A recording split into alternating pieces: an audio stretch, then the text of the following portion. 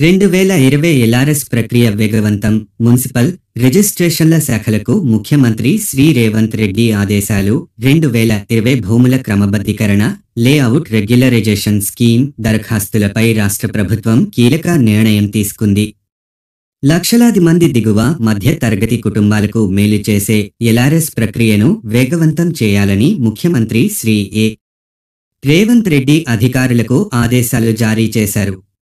2020లో August 31 నుంచి October 31 వరకు 2 నెలల పాటు గత ప్రభుత్వం ఎల్ఆర్ఎస్ దరఖాస్తులను స్వీకరించింది.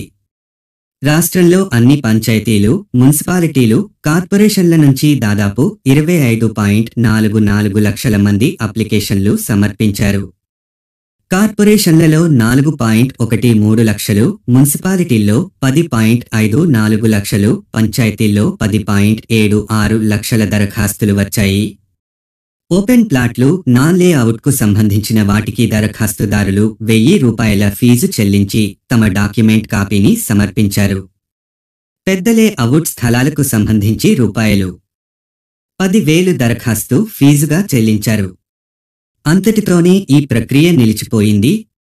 అప్పుడు దరఖాస్తు చేసుకున్న కుటుంబాలన్నీ ప్రభుత్వ నిర్ణయం కోసం 4 ఏండ్లుగా నిరీక్షిస్తున్నాయి. వివిధ కోర్టు కేసులతో ఈ ప్రక్రియ ఆలస్యమైందని రిజిస్ట్రేషన్ శాఖ అధికారులు ఈరోజు సచివాలయంలో జరిగిన సమీక్షా సమావేశంలో ముఖ్యమంత్రి దృష్టికి తీసుకెళ్లారు. లక్షలాది కుటుంబాలకు మేలు చేసే ఎల్ఆర్ఎస్ ప్రక్రియను వేగవంతం చేయాలని సీఎం ఆదేశాలు జారీ చేశారు. అప్పటి నిబంధనల ప్రకారమే లేఅవుట్ క్రమబద్ధీకరణ చేపట్టాలని సూచించారు. దరఖాస్తుదారులు పూర్తి రుసుము చెల్లించి మార్చి 31లోగా లేఅవుట్ల క్రమబద్ధీకరణ చేసుకునేందుకు అవకాశం ఇవ్వాలని నిర్ణయం తీసుకున్నారు. దేవాదాయ, వక్ఫ్, ప్రభుత్వ భూములు, కోర్టు ఆదేశాలు ఉన్న భూములను తప్ప ఇతర లేఅవుట్లను క్రమబద్ధీకరించాలని ఆదేశాలు జారీ చేశారు. ఈ నిర్ణయంతో దిగువ మధ్యతరగతికి చెందిన దరఖాస్తుదారులకు మేలు జరుగుతుందని సమావేశంలో ప్రధానంగా చర్చ జరిగింది.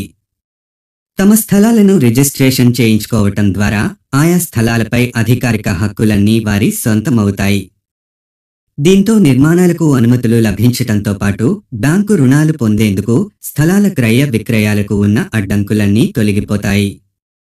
మరింత సమాచారం కోసం తదుపరి వీడియోలో కలుద్దాం. లైక్ చేయండి, షేర్ చేయండి, ఫాలో, కామెంట్, సబ్స్క్రైబ్ చేయండి.